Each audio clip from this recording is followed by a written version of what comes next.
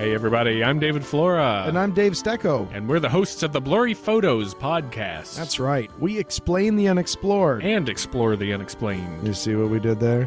We like to talk about the weirdest things that we can find. Government conspiracies, weird archaeology sites. How about a half-goat, half-man that attacks cars with an axe in Maryland? That's a real thing. Real with an asterisk, but still fun to talk about. Yeah, and if none of that lifts your skirt, then we've got plenty of room for good old-fashioned fart jokes, too. There's no shortage of fart jokes. Check us out on iTunes and at blurryphotos.org. Blurry Photos. We promise not to blame everything on aliens.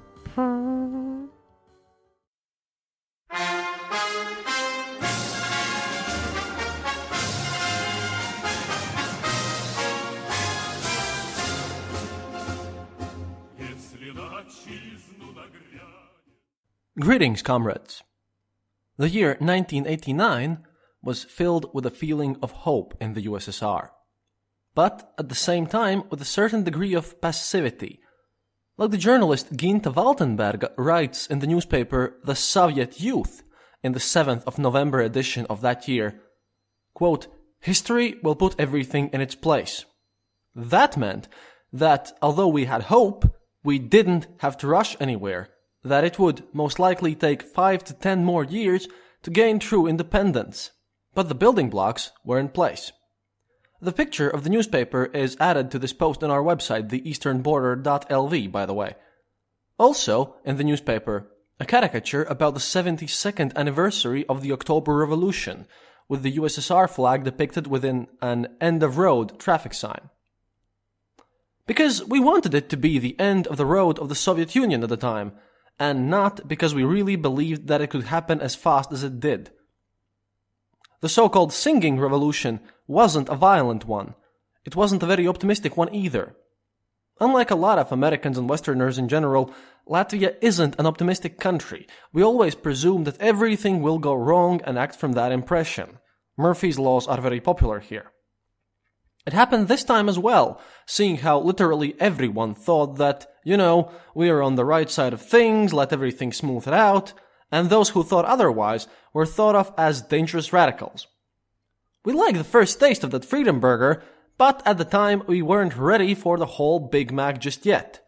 And in the end, when our independence finally arrived, it was as unexpected for us as it must have been in the Western countries. But let's not get ahead of ourselves and look at things in order, shall we? Firstly, in the January of 1989, my dad finally found out that my mom was pregnant with me, which worried him to no end. That was the time when everything was the worst here with food and everyday supplies. USSR was almost done for economically. Firstly, the old buyer's card was reinstituted so that people could only buy things locally.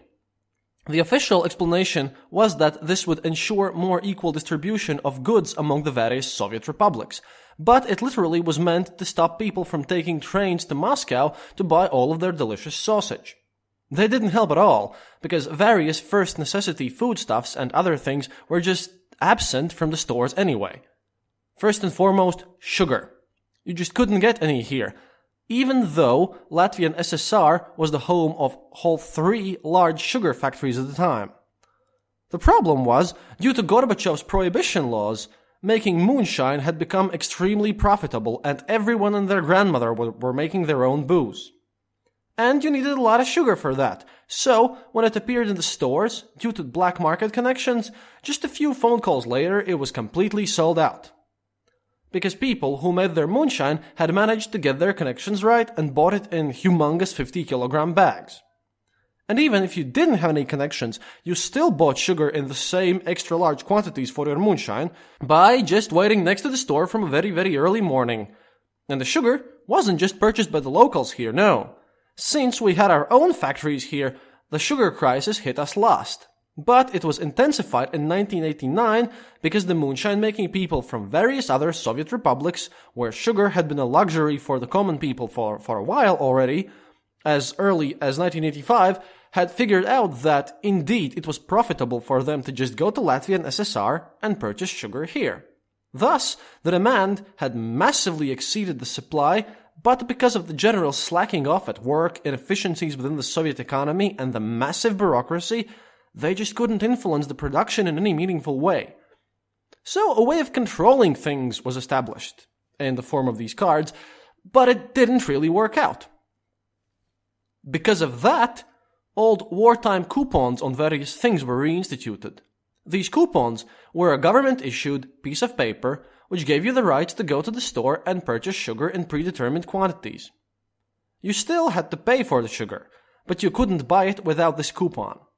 The coupons were issued so that you could buy a kilo of sugar per month per every person living in the household. At the beginning, it was just sugar. But soon enough, the system grew, and coupons were instituted for flour, soap, cigarettes, and everyday chemistry things like the dishwashing liquid or tampons or what have you. Same went for the legally obtainable alcohol, because remember, the consumption of alcohol was just extremely restricted instead of being completely prohibited. They just included purchasing it in this system. Now, the fun part was that the coupons ignored the age of the people living in a household. You also got your monthly alcohol and cigarette coupons for every child you had, which meant that if you had, say, 3 kids, you could smoke a lot more than a person that didn't have any. Black market quickly got a hold of this, and active coupon trade was quickly adopted. So if you were a non-smoker for one, you'd trade your cigarette coupons for other coupons of the things that you needed more, or just sold them off. Counterfeiting of the coupons was also done en masse, as the coupons themselves were just scraps of paper with printed words on them, without any form of security measures, so it was extremely easy to just counterfeit them, which obviously happened a lot. But the weird thing was that during this time of increased liberty desire and nationalism, this was just kind of ignored. There were more important things to think about rather than worrying about how much sugar you'd add to your tea. Now, all of this was also represented in the political jokes of the time, such as Lenin's era, call to Chekhov for reporting. My neighbor is eating caviar. Then the Cheka responds, thank you for this, we're on our way. Now, Stalin's era. My neighbor is eating caviar. And the Cheka responds, so what? Oh, but he's eating caviar in spoonfuls. Oh, thank you, we're on our way. Brezhnev's era. My neighbor is eating caviar. So what? But he's eating it in spoonfuls with spoons. But he's eating it with golden spoons. Oh yeah, thank you, we're on our way. Gorby's era. Hey, Cheka, my neighbor is eating. Thank you, we're on our way. Just so you know. I think I should stop explaining these jokes anyway. Now, at the same time, with all of this lack of everything, some people were fed up to no end. As I mentioned in the Gorby episodes, this was also the time when the first cooperative businesses officially were legalized. Businesses where people could cooperate and form small companies for mutual gain. Those were established. Now, I won't go into much detail here, as I have talked about this previously, but the people with the most connections saw this huge lack of things and decided that enough is enough. So, with all of this moonshine, coupons, and now legal opportunities of making things, mostly, cooperatives were established for clothing production or growing flowers and such. So the first Latvian companies got started. Now, it's extremely important to note a few things here. Like I've already said in my interview which I gave for Professor CJ's Dangerous History podcast, this wasn't always just a good thing. Because of this screw the government attitude that was ingrained in the society, a lot of our politicians, who at first just came from the more successful Soviet businessman class, reformed higher council members and people who ran the black market for everything, they were just obscenely corrupt. The attitude really never went away, and people didn't understand that business in a capitalist society couldn't just be based on mutual theft and backroom deals. Sadly, that is a problem in Latvia to this day. Albeit now it has been somewhat mitigated by the European Union, which we're a member of. To some degree, that is. But this whole, hey, let's just steal from the government, everyone does that, so it must be okay attitude, yeah, that's still a problem. People got their freedom so fast, they didn't have any time to adapt it culturally. So it just kind of stayed there. Now, as I mentioned in the episode about 1988, you heard about the beginning of the Latvian National Front. 1989 marks the beginning of the opposition, as not everyone wanted the collapse of the Soviet Union. In early 1989, the so-called Interfront movement was established as an organized means of the Moscow establishment and their local supporters to be the counterweight to the national movement here. The main organizers were the unrepentant Stalinists from the old guard of the Communist Party, with some support from the army and the KGB structures. One of the frontrunners at the time was also the mayor of Riga, Alfred Rubiks. Other important member of this organization was Tatiana Ždanoka. She's important as she has continued her political career after this, and is now an MP in the Euro Parliament structures from the Latvian Socialist Party, elected by the pro-Russian population here. That's right, folks. The Putin supporters who hate the European Union and United States over here are the left-wing people, who run their platform on the cries that we're abusing our Russian-speaking minority over here. Which really isn't true, and we're talking about people who've lived here for more than 25 years and still don't speak Latvian at all and don't care about it, but I'll talk about this in a future episode when this becomes more relevant. So, those people are quite much abusing the minority rights issue, they're making it up, for pro-Putinist gains. Also, the reason why we look at the left-leaning party... Also, they're the reason why we look at left-leaning parties all over the world with extreme suspicion, and why our most eco-friendly welfare-instituting parties call themselves right or center-right, but in reality, except the national pro-EU, pro-West aspect, they have very little in common with the right parties you have in the Western world. But about the Interfront, 90% of its members were the Russian-speaking workers from the large factories. Those people who were just brought there as part of the Soviet Union's attempt to Russify all of this area. And not that most of them even knew what was going on, as they didn't speak any Latvian. For the most part, the directors of the factories just announced to the workers that they'd have to join the Interfront because he said so, and if they didn't, there would be no premiums, so they just did. The people of the Interfront were told that all this independence idea is just fascism being reborn, that Latvians and Estonians and Lithuanians would just go out and shoot the Russians, take their property, and institute the dreaded capitalism afterwards. As at that time, and for some older people even now, fascism and capitalism are the same things which are to be dreaded. Which obviously made United States of America the most dangerous fascist country of them all. Which is kind of funny. But now, truth to be told, a lot of Russian speakers supported the independence movement at the time, as we'll see in the future, and our government just actually kind of screwed them over in 1991 by not giving a lot of them citizenship.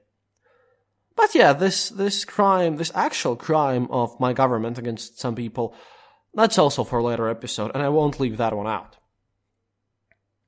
1989 was also the year where the last Soviet elections happened, with the new Latvian SSR Higher Council being elected.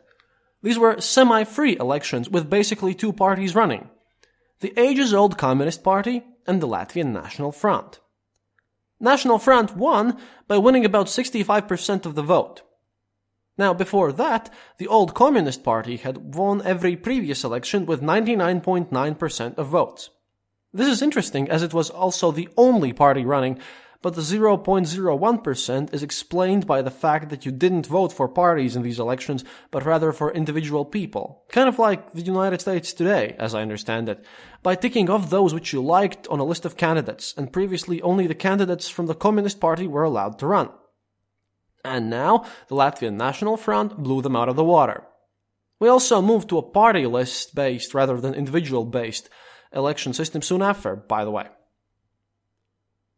And then, well, the Baltic Way happened. That was a large mass protest action, organized by the national fronts of all three Baltic countries. In the 23rd of August 1989, people formed a living chain of people, holding hands and standing on the Via Baltica road, uniting all three capitals of the country, stretching from Vilnius through Riga to Tallinn. There will be pictures of this on the site as well. Now, the date is important, as this was the exact 50th anniversary of the Molotov-Ribbentrop Pact, the non-aggression treaty between Stalin and Hitler, in the secret part of which the occupational zones and the areas of influence were determined between those two dictators, putting half of Poland and all three of the Baltic states in the Soviet sphere of interest, marking our doom. As the organizers of the event said at the time, this day marks the 50th anniversary since we've been sold in slavery. My dad was also there. He and his friends knew that Riga would be full with people standing there, so they took a train to Sigulda, which is about 60 kilometers away from our capital, and took their places there. Everyone was there. There were whole families with small children and everything. People were excited and worried. Strangely, there were no militionieri around. Only the National Front activists. Then again, there was no point of them being there by this point. People were excited. They sung folk songs and the forbidden songs, such as anthems of the old independent Baltic states and various songs associated with the legionnaires and the anti-Soviet guerrillas of old. Everyone was there. People were brought there from hospitals on wheelchairs. Old people who remembered how it was like before the USSR, who could barely stand when there. It was important to be there, to go, to show that you care. And it didn't matter that you were too old or too young. People just wanted to be a part of this process. It was a matter of pride and honor. A few days later, on the 26th of August, the official newspaper of the old Union Communist Party, Izvestia, or News, somewhat news-like, published the party's Central Committee's official statement called The Decision about the Situation in the Baltic Republics. There, in this decision, this peaceful, emotional mass gathering was called, quote, aggressive rioting of nationalists with the goal of destroying everything that's sacred to every citizen of the Soviet Union, end quote. As everyone at the time bought every newspaper that existed as they were extremely cheap and people were interested in them, this soon became a major hit amongst the people. In the form of mass ridicule, laughter, and another reason for partying for my dad and his college friends. Now, this published decision, had unexpected consequences for the communists themselves. You see, there were many nationalists in the party, and remember that the Central Communist Party wasn't omnipresent, as there was the Lithuanian cell, the Latvian cell, the Estonian cell, and so on. And there were lots of members there. People who wanted independence and were nationalist-minded but who had joined the party for private reasons, and who were wary that this independence project might go astray, and then what? Those people who believed in Gorbachev's ideas and ideals about the socialism with the human face and so on. The people who wanted to work within the party to maybe institute some reforms. Well, after this statement, they just left. This publication proved that the Central Communist Party hadn't changed, that the reforms were in name only, that the bureaucracy and the machinery of lies was still very active, and they just didn't want to be any part of this system anymore. It showed them that working within the system was nigh impossible. So the mass exodus began. At first, only a few people left, as it was still very dangerous to do so. But soon, as people saw that really nothing bad happened to those who left, the ranks of the party members were massively thinned as people left in droves. All that was achieved by the decisions from the Central Committee was that the communists lost the support of those people who, although liked the nationalistic patriotic ideas, had supported them before. But this was just too much. And you know what? That about concludes the important things in the Baltics in 1989. But only when it comes to politics. We are a people's show after all. You see, in this year, the Moscow government officially legalized the famous and widespread video halls. And they were extremely widespread by this time, and as the Soviets had managed to build their own VHS devices by now, it was decided that trying to fight against them was just pointless. And even though the Soviet-made devices were heavy, weighing in at about 10 kilograms, ridiculously expensive for the time, and about half of them were recalled as defective, people still bought them and watched every US-made movie possible, starting with quality stuff and ending up with even Z-rated action movies and porn. Of course, the legal video rentals carried only movies approved by the State Art Council, so everyone just watched the illegal movies. but couldn't be put in prison for that anymore. They all were dubbed in Russian by the same person, a man with a distinct rough and scratchy voice, and done in such a way that you could hear the original soundtrack in the background while watching the movie. Disney stuff for kids was also extremely popular, going so far as the most advanced illegal video halls had 2 rooms in them. You put your kids in the first one, showing them the Snow White or something like that, while the parents join the rest of the adults to go watch Rambo or Rocky or other movies. A side note, if you're a supporter on this show on Patreon, then you can receive my commentary tracks for the Cold War movies there. We have 2 currently, Rocky IV and Red Dawn, and we'll add more of those in the future. Same goes, if you've donated to us in PayPal, just send us an email saying that you want the track and we'll send it to you. Another super popular thing at the time was aerobics. And even though it was an American invention and the party organizers obviously knew that nothing good could ever come from the United States, it was tolerated and became popular as it was advertised by the actress Jane Fonda, which was popular in the USSR and was a known peace activist. So, prohibiting that would damage the prestige of the party, however low it was. And like with everything that came from the West, it became a mass phenomenon, with competitions and instruction manuals and everything. Another widespread hit were soap operas. Yes, they started to show soap operas on the national television at the time. Now, I only know about their titles from the Latvian TV programs, and seeing how translations are made here, the names might be inaccurate, but the most popular ones at the time were Slave Girl Isaura, Simply Maria, and The Rich Also Cry.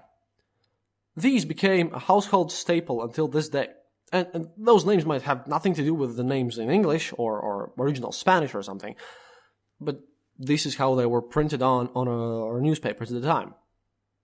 The dedicated time for them, by the way, right now, on the Latvian national television stations, is from 4 p.m. to 6 p.m., where they've been shown forever since I can remember. And when talking about the terrible name translation at the time, The Bold and the Beautiful, the giant among soap operas, my grandmother used to watch it all the time. She gave up at one point, though. Now, that was translated here as Chameleon Ruotaļas, or Games of Chameleons. Yes. And as the series went on for so long, the name stuck, even though we became so much better in English. So, this year passed. We had acquired some freedoms, but nobody expected that we'd get our independence in just 2 years of time in the future. Like I said in the beginning, everyone thought it would take a lot more time, and everyone was still worried.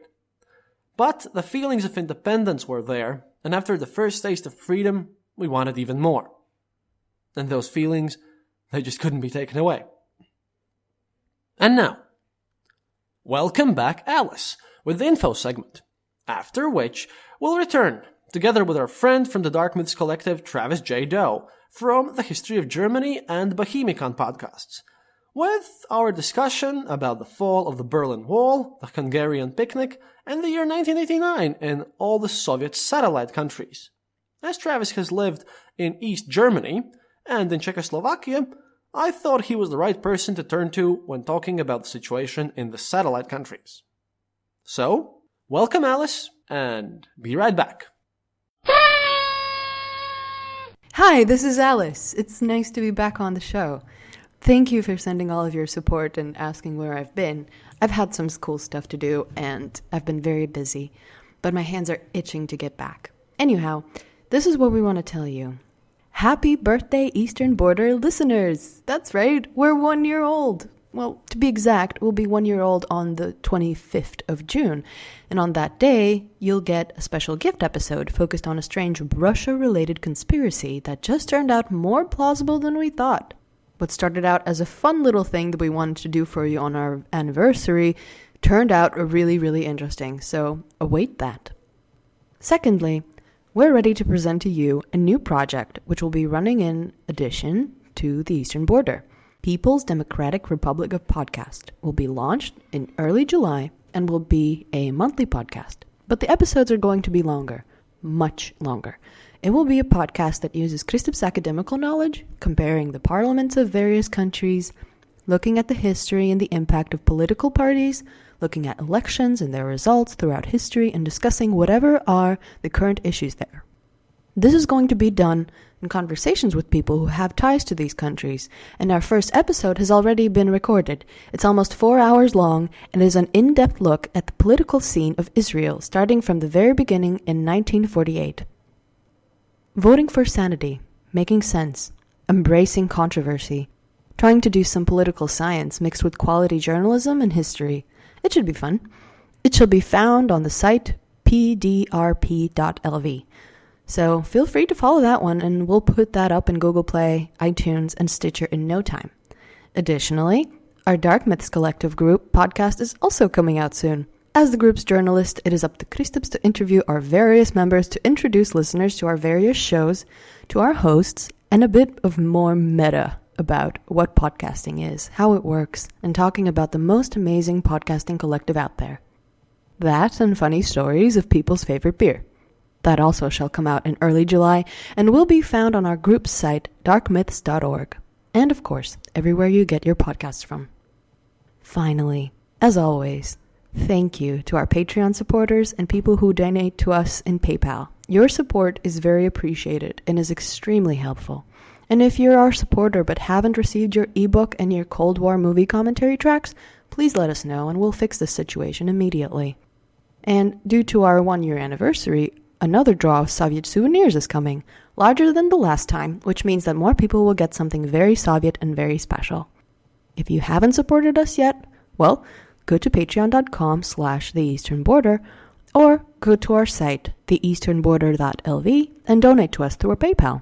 That helps us run the show, and seeing that podcasting is Kristaps' only job right now, I'm keeping Chris chained to the podcasting chair and microphone so he won't escape. You can follow us on Facebook and on Twitter, at Eastern_border. Oh, and please, if you like this show, please fill the listener survey on our homepage or leave us a review on iTunes. So, after this long info, prepare for more about how the Eastern Bloc fell. It was absolutely necessary to talk about Czechoslovakia, Hungary, East Germany, and Berlin Wall. So, of course, we contacted the person who's most qualified to talk about this part of the bloc and interviewed him. But my time is up now, so I hope you enjoy the rest of the show. Good day, listeners.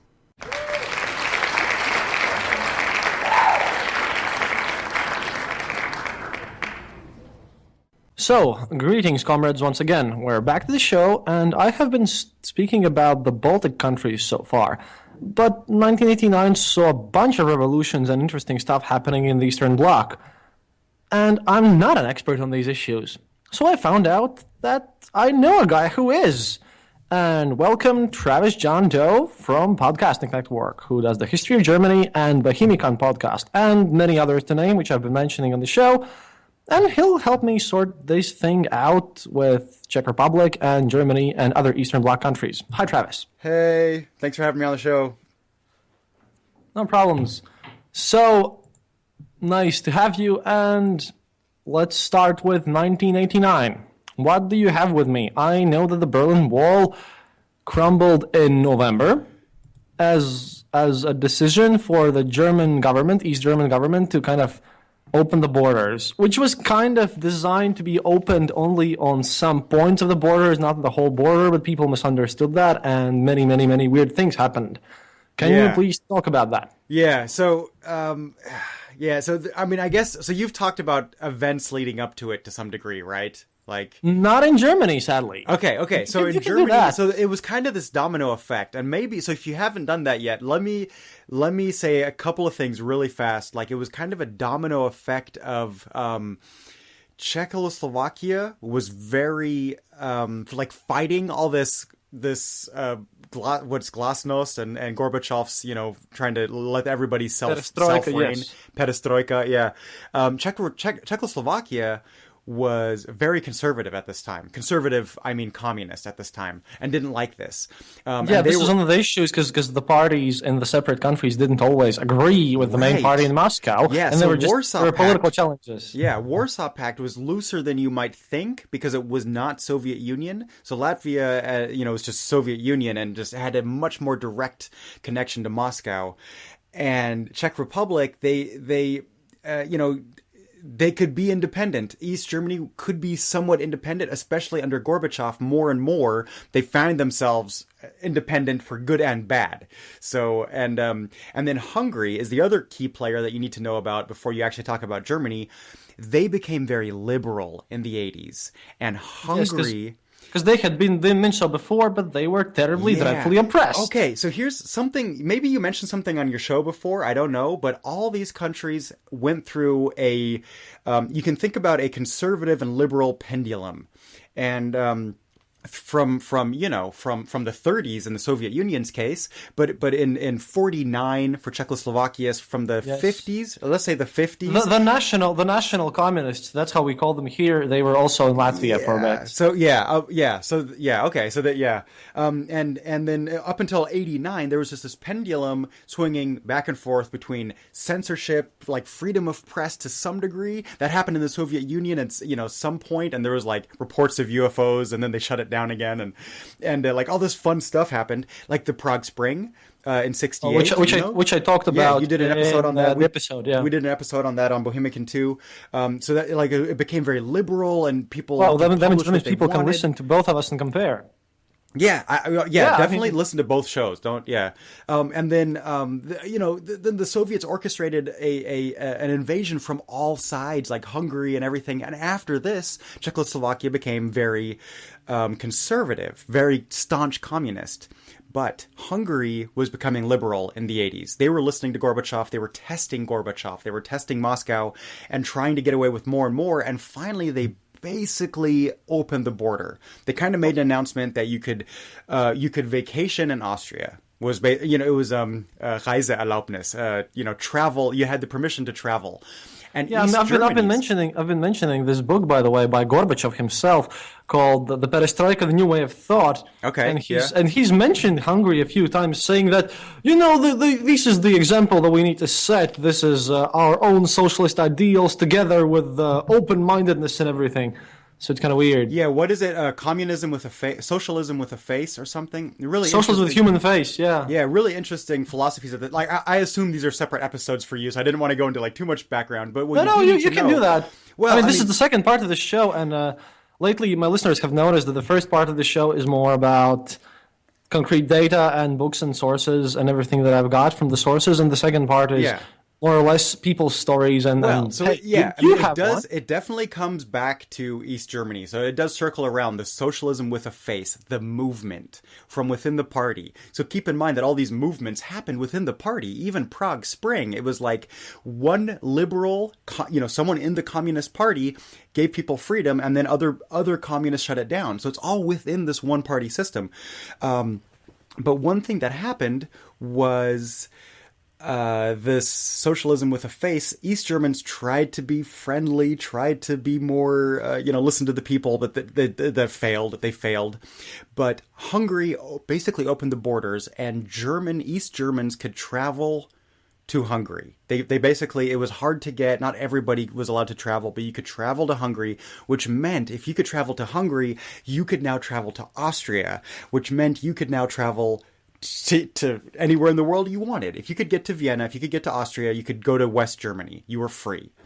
And I know that there were these massive lines forming up just to do this. So you can go see that on YouTube. You can go. I think I saw a lot of it was in German, but you can go see these documentaries, and there's like just people even walking on foot. People like getting their passports, getting the stamp in it that says they can the travel paper permission. It's like vacation permission. Yeah, because I think it was the same. I think it was the same in all Eastern Bloc countries, because over here in the USSR, you had to go to the KGB. You had to get your report on permission, background check. It was like if you had a criminal and record, they asked your neighbors and everything, and your boss and about everything. It could be interviews. You had to report on this. Could be, yes, and this wasn't even good to go to the West. This was to take a vacation in frickin' Budapest, in a different socialist country, or even to go to Latvia, or to go to Moscow itself. You had to. Can I go to Moscow? And to the West it was worse, because to the West, it was worse because they wouldn't allow people who are like. That's different. The official explanation was that, well, we can't shame our socialist countries. We can only send the best out, which is bullshit. But... Yeah, musicians and journalists and athletes and whatever. But here's the loophole, because now you could. So people would go. They would get on a train in Berlin or Dresden or Leipzig or Chemnitz. Chemnitz was a Karl Marx Stadt or whatever, and they'd get on a train and go to Prague, and from Prague to Budapest. And even if they had to walk, they would walk. They would get on a train to the border and then walk the rest of the way across now into Austria. And Austria-Hungary, this is another interesting event that happened in 89 or 88. Austria-Hungary had a first joint event, like internationally, and it was just a picnic. And it was really like, people were like, what? Like, this must be a trap. And not that many, most people were suspicious, the Hungarians and the Germans that even came. But people showed up to this picnic that was in Austria. Because there was just a little bit of explanation here.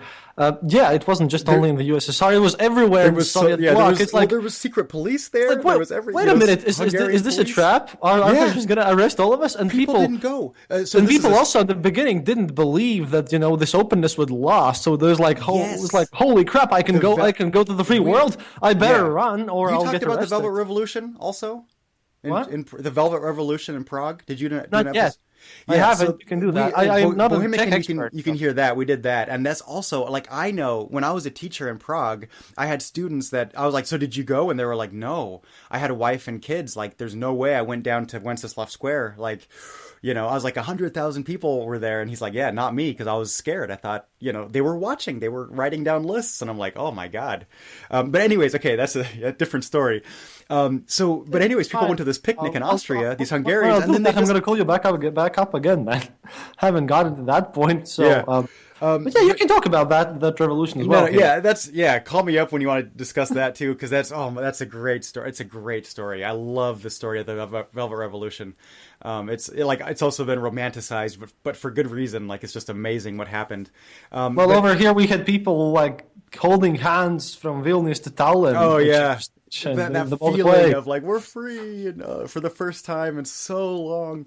Yeah. But so all these Hungarians at this picnic in Austria, they just kind of like started to like wander away into the woods. Like, hey, the secret police is not doing anything. No one's saying anything. And then they just wandered off. And, like, the funny thing is, if you look at the Iron Curtain, the separation between East and West, Poland and Germany, East Germany and West Germany, Czechoslovakia and Germany and Austria, Vienna, the capital, a major Western power capital, let's say, at least in terms of like espionage and international diplomacy, Vienna was massively important because it was so far east and it was right across the river practically. It's like 30 kilometers away from Bratislava, which is, right there in Czechoslovakia. Now it's the Slovak capital, yeah. Now it's the Slovak capital. And it doesn't look anything like you saw on Eurotrip. All of Eurotrip was filmed in Prague, by the way. Yeah, exactly. It was all in Prague. I love Bratislava. I love Slovakia anyways. But yeah, it's right across the river. It's so close. So it's interesting. So that basically just broke down. There was this loophole. Okay, so now socialism with a face, like you said. So the events leading up to it was... The details are this. Like, if you actually want to talk about the day the wall fell, the exact things is that on, was it like November 9th or something? So a couple of days before, there was a parliamentary discussion. And if you look at the whole discussion, it's kind of, taken into context. They're like, okay, we have to do something. We need to, maybe we will lift the barricade. It was like one proposal of many, and it might be shut down, but it was like, we will lift the barricade. Like in the future, we will start talks of lifting the barricade and easing border tensions and allowing border migrations or something. Okay. And when the news channel reported on this the next day or a couple hours later, they just took a snippet out of context that said the borders, we will start talks to lift the borders or lift, the checkpoint security or whatever. And people were like, what? When? How much? And this was just a proposal theoretically, but people didn't know this. The question how much is important here, because the first thing is like, okay, Leona, I have 2 pairs of jeans in my closet. Yeah. Trade them all. What can we, And seriously, is this now? Is this next year? What? But now the reporter reading this announcement, the report he read said basically, November 9th at 6 p.m. He just said that. And it might have been a mistake. They did a redaction or correction right away, but it was just doesn't matter. It was broadcasted and everyone just went, everybody in East Berlin, but also Westerners. So the ARD, this is the West German TV. Now it's just German, German channel. But the ARD reported that, hey, they're opening their borders and something's happened. The East Germans just reported this crazy thing on the news. And so West Berliners were going to the checkpoints. And but nothing in comparison to the East Berliners who were on all sides of West Berlin. East Berlin and East Germany surrounds West Berlin. So you're just talking hundreds and then thousands and then tens of thousands of people going to the checkpoints. Now, I think it's really greatly depicted in the movie Goodbye Lenin. Have you seen that one? Oh, I love that. It's a great movie. It a dozen times. I love that movie. I want to echo that recommendation. I want to make it a recommendation. If you haven't seen Goodbye Lenin, go watch that. It's in German. Maybe it's dubbed, or maybe you can. It's with subtitles. It's in Russian. It's available also in Russian and Latvian and all the. I think it might be English even dubbed. Yeah, but I would watch with subtitles. Because it's great. It's one of the greatest movies to understand the feel of times. Yeah, I think so. When people are like, what was it like? I'm like, well, watch that and then ask me questions. That's the baseline. Go watch Goodbye Lenin so you kind of get a feel. But yeah, so now it's basically, the funny thing is, or the interesting thing is that now this all escalated instantly. The government took note and action, but way too little, way too late. They didn't know what to do. They were underestimating how many people were showing up. So the army was mobilized, or the National Guard or whatever was mobilized, troops were mobilized, people with guns were at the borders, but then, they could have shot, but basically the border guards knew nothing. They just knew nothing. And just people were coming and just hundreds and thousands and just yelling. And finally, they just, someone said, stand aside. Let this through. This is going to be an international catastrophe. If, there's nothing we can do. Stand aside. Because you couldn't really shoot people back then. At this point. Which is really tragic. It happened in Vilnius 2 years later, which I'm going to mention in my show, but that's one of the few cases. It happened before also, which is nobody, the point. And nobody knew whether or not they would shoot. Yeah. There were tanks looking at each other in Kennedy's days in the early 60s. There were tanks looking at each other. This was, almost worse than the Cuban Missile Crisis. This was just this was the point when we were going to go to war with Russia. It was, Checkpoint Charlie right there between East and West Berlin. That has seen so much history. And again, we have thousands of people standing there, and the guards could have shot. That wouldn't have been the first time. And instead they're just no. And they just opened the borders, and it's done. There's no undoing it.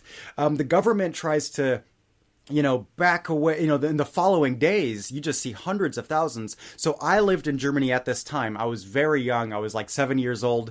But my dad got just hyper excited one day, and he picked us up from school, and this was in February of 1990, and he just pulls up in his BMW, clearly a Western German car, and he's like, we're going to Berlin, and we jump in the car and we just drive, and at that point it was still East Germany, and we get to the Berlin Wall, and he buys for 5 Deutschmarks, he buys some hammers and chisels, and I'm 7 and my brother's 5, and we're sitting there hammering away at the Berlin Wall. And me and my brother, we don't even know why. It's just my dad's this thing's evil, take it down. Here you go, kids, have fun. And my parents are both American, but we were raised in Germany. And so, that's my story of I was there kind of like not the day it fell, but we went there shortly after.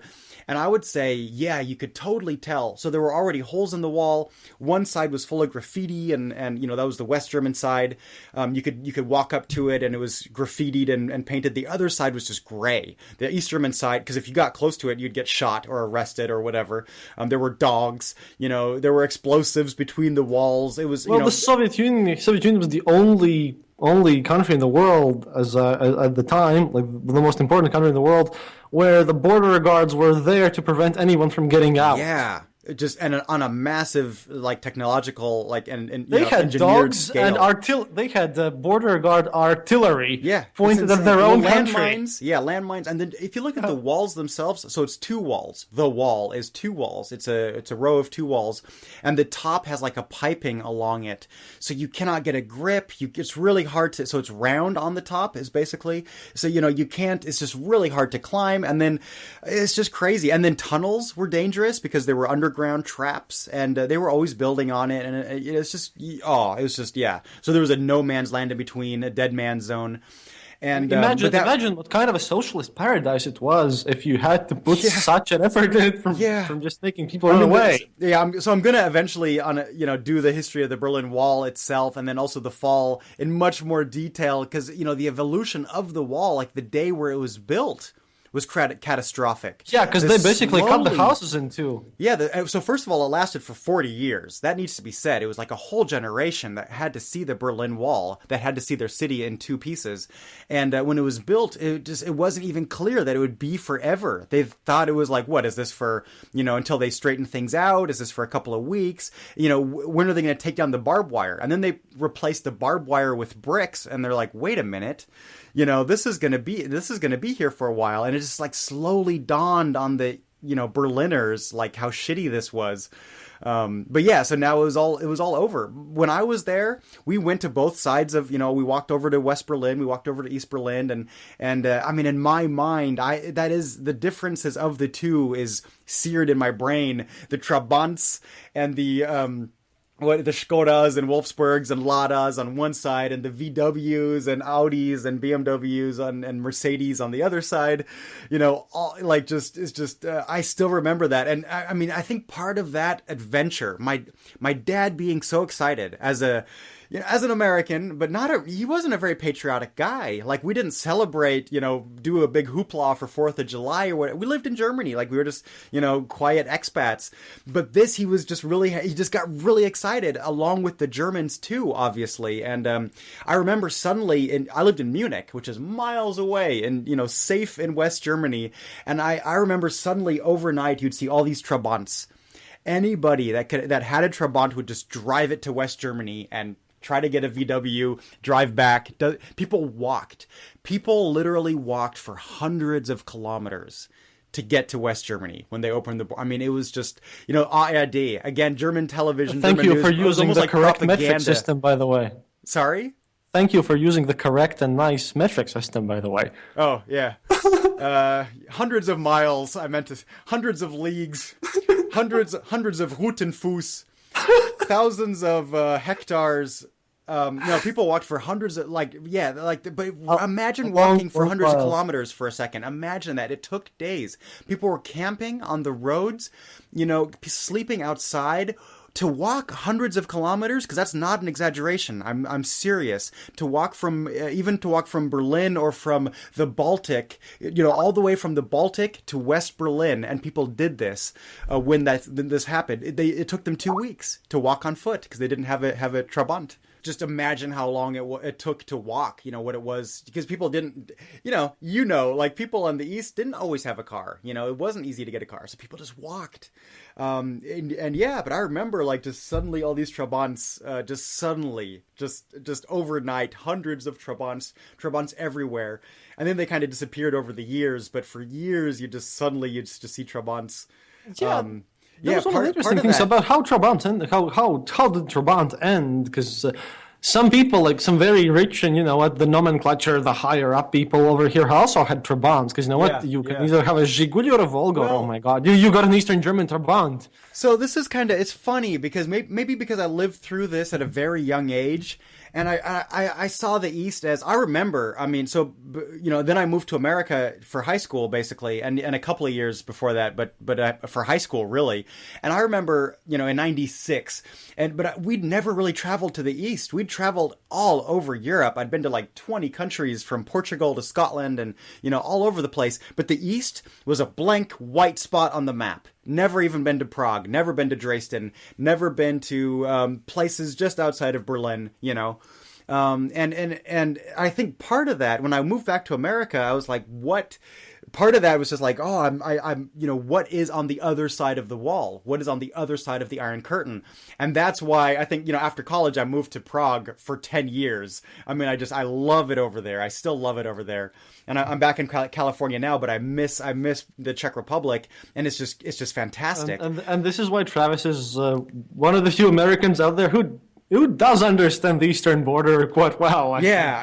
I mean, I love what you're doing. Oh, I love the stories. It's just, and to me, it's kind of like, I was wondering, like, what did I miss? And I saw Prague change from, the first time I was there was in 2000. And I also, I remember I've seen Berlin change tremendously. East Berlin changed like crazy. But even Prague changed over 10 years. And I've seen pictures from before and just heard hundreds of stories, mostly over beer or, teaching English or learning Czech or, the thing, I mean, the dam really burst. The difference is, so, Trabants, all those brands, just like in Goodbye Lenin, actually, that's very well documented in Goodbye Lenin, the movie. All the brands basically disappear overnight. Everything from car brands to honey brands to you name it. Pickles were important. Computer companies, obviously. There was even an East German computer company, Robotron. I don't know. I'm going to do an episode on it. It's awesome. But to those guys familiar with the Polybius Ultra legend, no, it wasn't Sinneschlossen, because literally, if you call something Sinneschlossen, then that just means sense erase or mind erase. Oh yeah. Oh okay. Sinneschlossen. Yeah. Because Astonishing Legends were doing a show on this, and there was this guy claiming that he comes from a Czech company called Sinneschlossen, and then I'm like, what? What, you guys? I speak like German. A fictional thing. Yeah. Sounds like a role-playing game with vampires. I love those. Yeah, I helped a consultant once. I probably shouldn't mention this. I don't know. I signed a non-disclosure agreement, but I helped someone get the lay of the land of Prague once in a famous game that's out there published on such things, on a game in that world where vampires exists, but this game was different. But anyways. Like my office building where I used to work, my office building is in that game now. I am not cutting this out. I'm serious. So my office complex, I mentioned it like, yeah, what's this and that? And I was like, oh, her headquarters could be this. This is all steel and glass, what you're talking, and that's where I used to work. So yeah, anyways. Steel and glass? Was that a high-rise building? Yeah, kind of, yeah. Oh, then I love that game. Yeah, I don't know. So there are demons in that game. I think I can say that without getting in trouble. That's a video game, right? There might also be a video game, but I'm talking about like a tabletop, or is that what it's called? Yeah. Like a tabletop role-playing game? It's a tabletop. Yeah, I know what you're talking about. So there might also be a video game out of it. Like, it's a pretty big company. That's why I'm being careful. But anyways, I don't know. They probably don't care. Whatever. That company just got acquired by Paradox, so your disclosure agreement probably doesn't account. Yeah, I don't know. It was also a couple of years ago, so I'm probably good. Like, it's not anything that's in development. It's been published. I read it. Like, I was like, oh, hey, that's where I work. Yeah, anyways. Carrying on with the so feels what the of hell time. was I saying? Yeah, I was just saying I love that stuff. Like I love all those brands were gone in East Germany. Now Czechoslovakia, probably I don't know about Latvia. See, that's interesting to me too. Is that the government changed? Those communists in Czechoslovakia are still there, or were there for years. And in East Germany, it's just the West German parties came in, and yeah, there's some politicians switched to like SPD or whatever. But most of the politicians were just out of a job. instantly. And the West Germans came in and had more votes for this or that party. The SED was just disbanded. In Czechoslovakia, the Communist Party still exists. I was in Moldova while the Communist Party was in power in 2005. They're a democratic party now. They're a democratically elected party. The Moldovan people, because there's many Russians there, I should say, they were part of the Soviet Union. Not like Romania. It's mostly Romanians, but they voted the Communist Party into power in 2005. And 2005, at the train station, I saw brand new hammers and sickles. Like, I was like, what the hell is this? Like, this is, like, even in Riga, I don't think, you'd see brand new hammers and sickles. It's illegal. It's illegal to do that here really? in public events. Yeah. Hammer and sickle has the same status as swastika, man. Swastika, yeah. I think it's not illegal. Oh, I don't know. I don't want to say the wrong thing here. But I think it's still, you can do that. I don't know. In Latvia, by government, the Communist you equalize Party has the Nazi cherries. crimes It's to the two commune cherries. crimes. So it's the same thing, really. Yeah, okay. Well, yeah, I mean, the Communist Party morphed into other parties. There's other parties. Czech Republic, if you're voting for other politicians, you could be voting for, former communists or whatever. Same in Latvia, and that's one of the problems yeah. I want to mention in the show, because you know what? A lot of people just grab the good stuff from the Soviet Union. Like, a lot of people just think that, oh my God, the cool do-it-yourself spirit and the ability to just pull through. Yeah, that's kind of okay if your government is oppressive and you're fighting against the government, but a lot of people who just went into politics in the early 90s were those kind of folk, which you wouldn't elect these days in democratic societies because those guys learned their trade by essentially stealing from the country and being corrupt. Well, yeah. Okay? So the thing is, they haven't adapted. They have just used their dirty tricks. How was it in Latvia? After the fall, did the opposition party come? Was there a new opposition party basically? Yes, there were, but they kind of lost in the very next election, and they never. See, Czech Republic, they were holding strong, and then they split off. It was like Václav Havel and the Charty 77. Yeah, but in Latvia it was Latvia's Tautas Front. Yeah, about the same in Estonia. Statni Fronta is Czech Republic. It's exactly the same name. Statni Fronta or whatever. But really, they just lost power instantly because after getting our independence, and there are a lot of theories about there are still words about this fact that Latvia hasn't opened their KGB informants account, and there's a lot of confirmation. That'll happen. Yeah, but there's a lot of confirmation that the official reason is that we don't want to cause mass riots right now, but the official reason is that maybe there are a lot of politicians there on the list which wouldn't be allowed to be elected. Germans and Czechs have been doing it slowly. There was a shock when the first wave happened, but not everything has been revealed, or it was so much to sift through. And then there was a feeling of okay, let it lie. Just let's move on now, okay? But over here where the it idea comes up is in politicians. court, where someone's like, no, before the communists took power, that was my house. That was my grandfather's house, and I want it back. Now that's complicated, if you know what I mean. I know, that has happened here as well. Yeah. Because in Poland, you can't just be well, the communists took power, this should be mine. It's but if you go back 5 years before that, it was probably some Prussian's house. So, that does not hold up in court. EU decided, nope, you can't go back to Poland and say, that was my grandpa's house, give it back. If you're German, you cannot do that. You cannot do that. Nope, sorry. In Latvia, that's the big issue because but there's a blurry line because you can do that in many cases. There is a thing, and in Latvia there's a special case where in East Germany you could actually the Jewish community has been in court with our government for a long while. Oh yeah, because same for every country. Because a lot of these houses have been before nationalization. Yeah.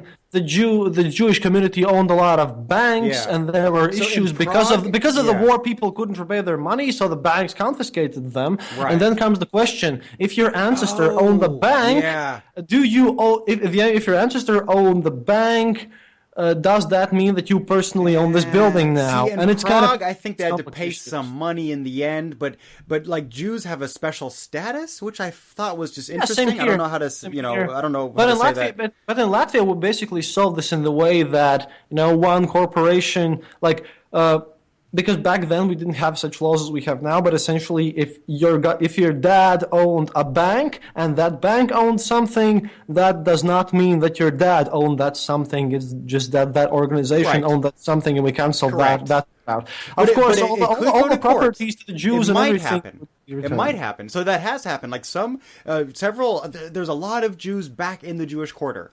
And sometimes they just came back and bought their house back or bought some property there. But sometimes they went to court and got it back. So it just depends. And sometimes they went to court and lost. So yeah, there's many cases like that open. Also in Germany. Germany, of course, like, oh my goodness, they have it so Germany has it on a country level with all other countries in Europe. And then also like specific cases here or there.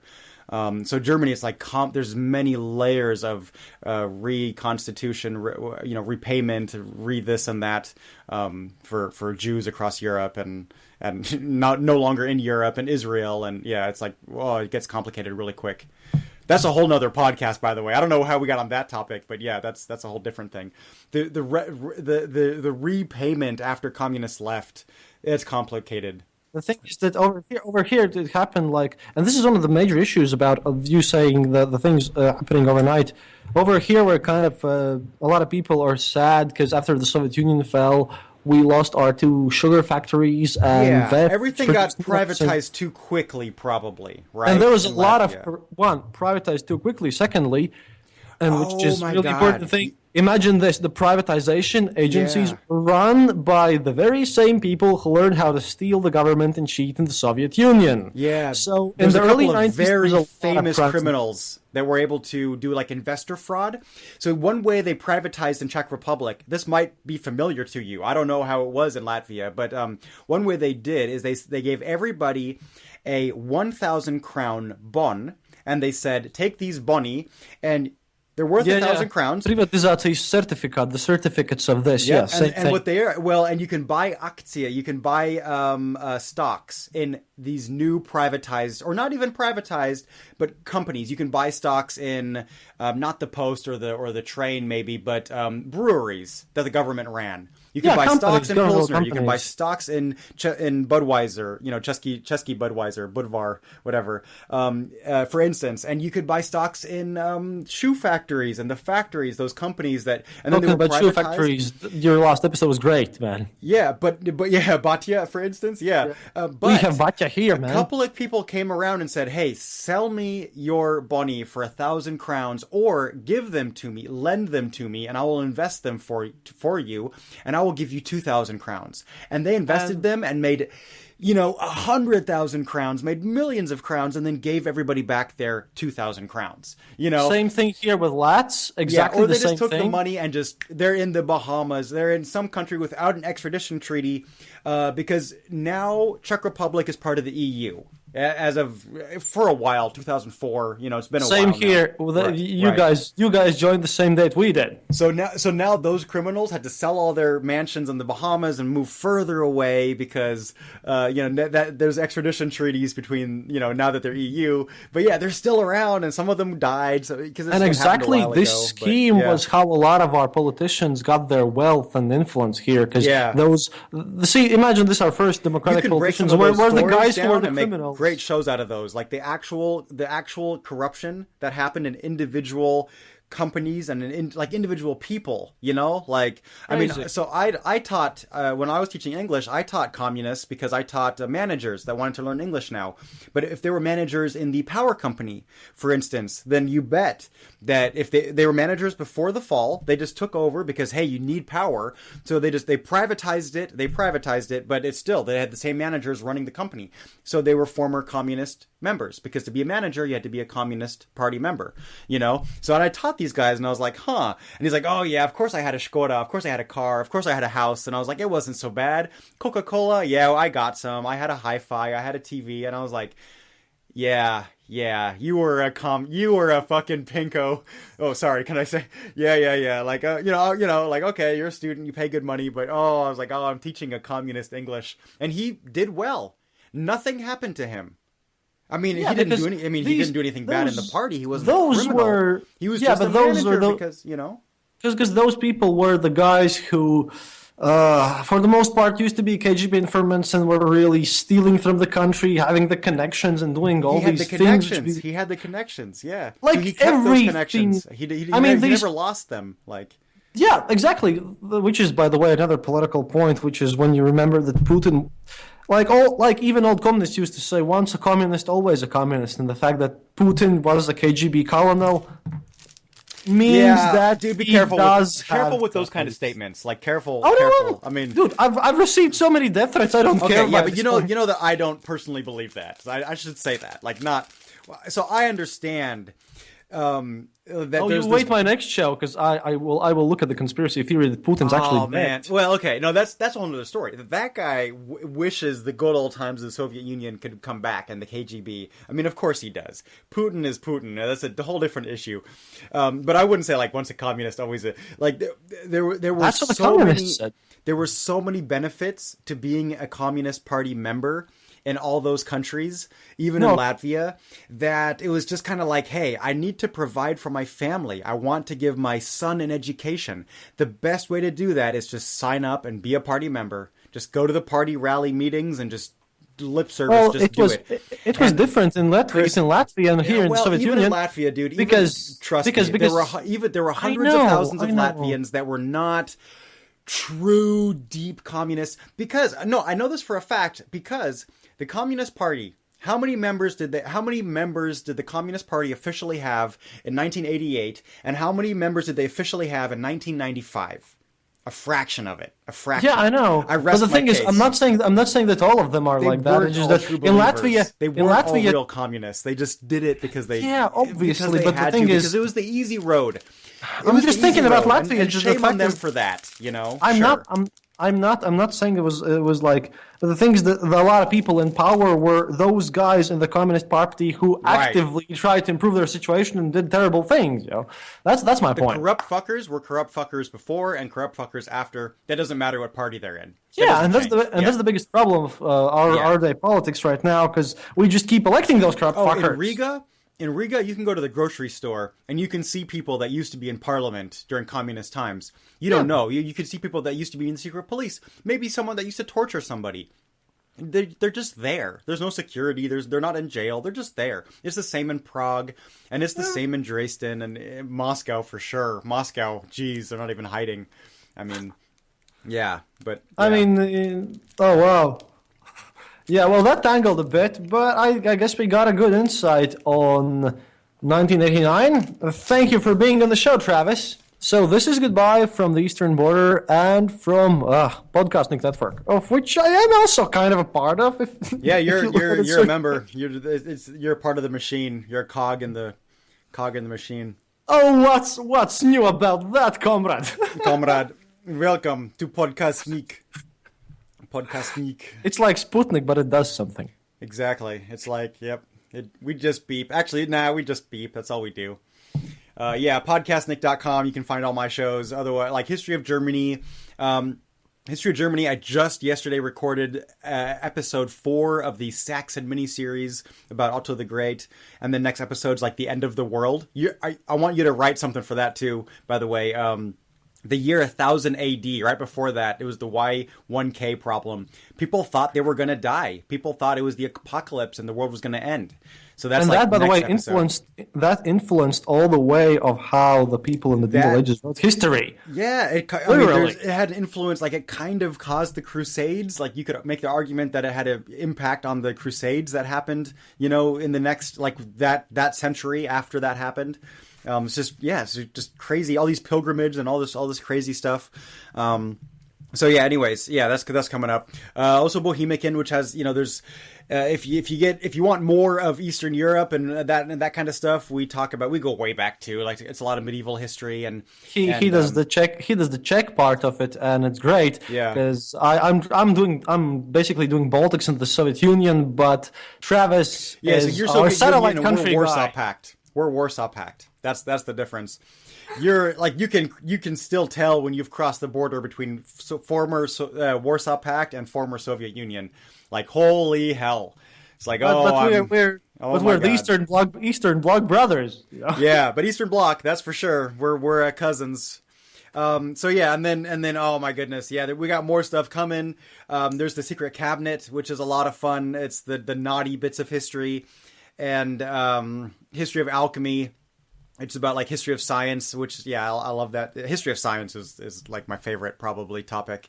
But anyways, yeah, come find us on Podcastnik. Come find me on Twitter at Podcastnik or whatever at Germany Podcast, and yeah, come stop by and Kristaps is there too. Like Kristaps has been on my shows, so you can hear more of Kristaps on my shows. He's been a Bohemican. He'll be on history of Germany. So yeah, there you go. Yeah, and hey, thanks for having me on the show. It's been a blast. This is what to do at Dark Myths. This topic is near and dear to my heart. So yeah, I love to talk about it. I will talk about it again in future on my show. You see, this is the thing. I try to get personal stories, and if I can get a personal story from a person who speaks in English, then it's all the better. So, this was our episode about the year 1989 and the massive changes that happened in the Eastern Bloc at the time. Like Alice mentioned, our official anniversary episode will be about a peculiar and interesting and strangely plausible Russian conspiracy theory. I hope that you'll enjoy that. Now, I offered the material to Astonishing Legends podcast first, by the way, as they do this kind of stuff, but my friend Scott called me crazy and told me that he didn't want to get death threats or worse, get killed. But he gave me his full approval of doing that myself. As you know, death threats have become another part of the daily routine for us. It's a very touchy thing, and it's going to be amazing. And don't forget to check out Dark Myths featured podcast, Blurry Photos, and watch for the PDRP and Dark Myths podcast, especially PDRP, or People's Democratic Republic of Podcast. As, even though the first episode has some sound quality problems, because my guest there, Erez Bitten, was recording through a built-in laptop microphone through Skype, the content on that show is simply amazing. We spend almost 4 hours going through the Israeli politics and what's going on, starting from the very beginning to the very end, looking at everything and the history, and it will really make sure that you understand what's going on there in the future. In that podcast, I'm going to be looking at Germany, I'm going to be looking at Iran and Sweden and comparing that to the United States, and I will take a look at Democratic Party and the Republican Party and everything. That's going to be a show about comparative politics, and I think that you will love it. I think that you people might love this, as I'm really putting my academical effort in there. Don't worry, Eastern Border is still staying here, because I love this show, and this is my love child, and it's going to be great for all of us. Now, again, thank you for your support and criticism. We take that criticism seriously, and we look at everything you send us, and we try to implement we try to fix and implement your ideas, and we try to fix what you say that we're doing wrong. Thank you, and good night, and good luck. До свидания, товарищи. This podcast is part of the Dark Myths Collective. Visit darkmyths.org for more shows like this one. The darkness awaits. Thank you for listening to The Eastern Border. If you have any comments or specific details you'd like to know, you're welcome to leave it in the comment section on our site, theeasternborder.lv, and we'll rummage even to the western border to find you an answer. Like this podcast, subscribe to us on iTunes, Stitcher, or on our RSS feed. Happiness is mandatory. Good reviews and donations feed the farmers of our kolkhoz in the great motherland. The Eastern Border salutes you.